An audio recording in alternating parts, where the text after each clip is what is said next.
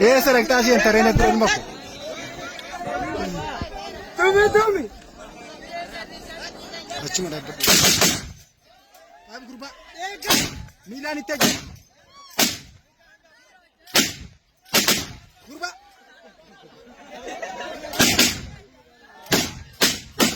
ग्रुपा बोल।